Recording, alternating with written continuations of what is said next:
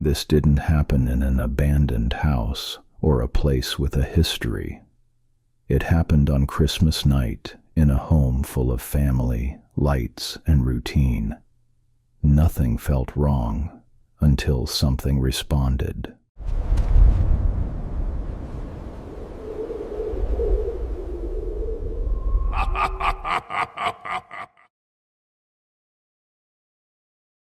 Christmas stories are usually told with warmth, nostalgia, and safety.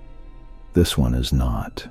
What you are about to hear is based on a real incident, remembered not for what was seen, but for what was acknowledged.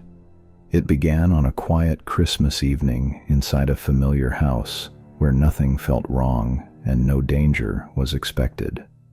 There were no warnings, no rituals, no deliberate invitations, just an ordinary moment, a simple reaction, and a door that should have stayed closed.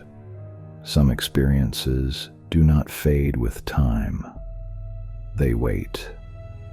And once they are noticed, they do not always let go. Christmas Day, 2008, passed the way holidays often do, wrapped in routine, comfort, and the illusion that nothing unexpected can happen. Thin patches of snow clung to the sidewalks of Bloomington, Indiana, leftovers from a storm earlier that week. The sky was pale and cold, while the house felt warm in comparison, filled with voices, clinking dishes, and the faint scent of pine from the tree in the living room. Gifts were opened in the morning, paper folded neatly, laughter coming easily. By early afternoon, I felt the pleasant exhaustion that follows hosting. I cooked an early dinner, something I always did when family came over, because evenings felt calmer that way. By 5 o'clock, coats were pulled on, hugs exchanged, and the house slowly emptied. Everyone left except my sister and my brother-in-law, who lived with me and retired early to the bedroom at the end of the hall. By 6:30, the house felt unusually still. Christmas lights blinked softly in the living room. The kitchen light remained on, reflecting off clean countertops and drying plates by the sink. I took my dog, Toby, into my bedroom and closed the door firmly behind us. Toby was a Dutch shepherd, alert, disciplined, trained to protect. His presence had always made me feel safe. I changed into pajamas, climbed into bed, and turned off the lamp. Just before drifting toward sleep, I remember thinking how good the day had been, and how incomplete it still felt without my mother and brother, both gone for years. The holidays always sharpened that absence.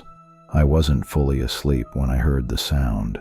It was subtle, almost gentle. A soft click, followed by the faint scrape of metal. The latch on my bedroom door was being opened. At first, I assumed it was my sister or my brother-in-law, maybe coming to ask something or say goodnight. I lay still, waiting for a voice. None came. There were no footsteps, no rustle of fabric, no sound of breathing. The house remained silent. The darkness in my room felt heavier than it should have. It was close to 7 in the evening, and while my room was pitch black, the hallway should have been brightly lit. Light spilled there from the living room decorations, the kitchen, and the bathroom.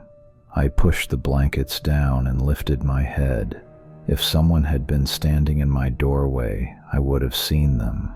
That was when the light hit me. It wasn't like a lamp or a flashlight. It was too intense, too focused, like a spotlight turned directly on my face from only a few feet away. White and blinding, it burned through my closed eyelids and forced a cry from my throat before I could stop myself. "Turn out that light," I shouted, irritated, startled, instinctive. The light vanished instantly. At the same moment, I heard the bedroom door latch click shut. I sat up, heart pounding now, irritation replaced by confusion. I turned on my bedside lamp. The familiar glow filled the room, Everything looked exactly as it should. My dresser, framed photographs, clothes folded on the chair. Toby lay beside me, alert but calm. No growling, no raised hackles, no fear. Toby jumped off the bed and walked to the door, posture relaxed. He sniffed briefly at the gap beneath it, then looked back at me expectantly. If someone had been there, he would have reacted. I trusted that more than my own instincts. I followed him into the hallway. The lights were on just as I had left them. At the end of the hall, my sister and brother-in-law slept undisturbed, their door open, breathing slow and steady. I let Toby outside through the back door. Cold air rushed in. The yard was empty. That night, I told myself it had been a trick of sleep, a hypnagogic hallucination. The mind, after all, is capable of elaborate deceptions. Still, unease lingered. The memory of that light stayed sharp, untouched by logic. Over the following days, things felt subtly wrong. Toby slept closer to me than usual, often positioning himself between me and the bedroom door. Sometimes he stared down the hallway, ears pricked, listening to something beyond my hearing. I noticed the bedroom door slightly ajar when I was certain I had closed it. Once, I woke to find muddy footprints near the back door, too large to be Toby's, appearing overnight despite no rain or fresh snow. I told no one. I explained everything away. Old house, stress, grief, but the anxiety settled deep in my chest and refused to leave.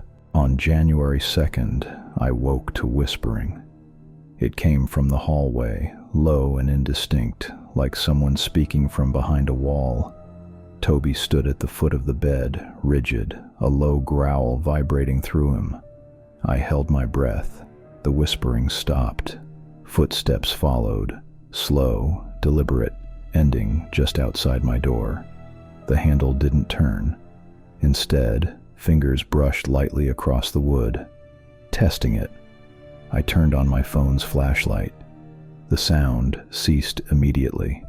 When I opened the door, the hallway was empty, but the air felt colder, unnaturally so. That morning, I found my mother's old rosary placed neatly on the kitchen table. I hadn't seen it in years. It should have been boxed away in the basement. The beads were cold, colder than the room, and something about their placement felt deliberate, wrong. After that, the presence no longer hid itself. It lingered, watched. Objects shifted just enough to be noticed. Photographs turned face down. Mirrors fogged briefly, forming the faint outline of a hand before clearing again. Once, late at night, I heard my name spoken softly in my brother's voice from the other side of the bedroom wall. I began sleeping with the lights on. The dreams were worse. I stood at the top of a staircase, descending into pure white light. Footsteps echoed below, slowly climbing. Every time I tried to wake, the light grew brighter. The steps came closer. I knew, instinctively, that if I reached the bottom, something would follow me back. One night I woke to that same blinding brightness flooding the room. I didn't shout, I didn't move. Within the light, a shape formed, flickering, unstable, struggling to hold itself together. It wore my brother's face, but the eyes were wrong, empty, too deep. "You should not have acknowledged me," it said, its voice layered, familiar and hollow at once. Toby lunged, barking, passing straight through it as if through smoke. He collapsed, whining. The light vanished. In the darkness, I turned on the lamp with shaking hands. Toby trembled beside me. Deep scratch marks scored the bedroom door, fresh and unmistakable. I sought help. A priest came, blessed the rooms, prayed, sprinkled water. For a few nights, things quieted. Then the light returned, brighter than before. The hallway became a river of white. That face shifted, sometimes my brother, sometimes something endless and blank. It floated closer. The weight pressed down on me until breathing felt optional. By then, I wasn't afraid anymore. I was certain. The house no longer felt like a place where something happened. It felt like a place where something waited. I did think about my sister and my brother-in-law more than once. The fear of leaving them behind sat heavy in my chest. But the longer it continued, the clearer it became that whatever had entered the house on Christmas was not interested in them. It never spoke to them, never mimicked their voices, never stood at their door. Everything it did was directed at me, my memories, my grief, my words. Staying wasn't protecting anyone. I wasn't abandoning them. I was removing the thing it had attached itself to. I left that day. I never returned. A few days after I left, I spoke to my sister. They were fine. Nothing strange had happened after I was gone. A week or so later, my sister and brother-in-law decided to move closer to their workplace. It made sense, and none of us wanted to stay there anymore. Shortly after, the house was put up for sale. The new owners didn't last long. I don't ask why. I don't want to know. The staircase still waits in my dreams. The light lingers in the corners of my vision. It doesn't rush. It doesn't need to. Christmas is no longer a season of comfort. It is a reminder that some visitors are never meant to leave. They come because they are acknowledged. And once they arrive, they do not always go.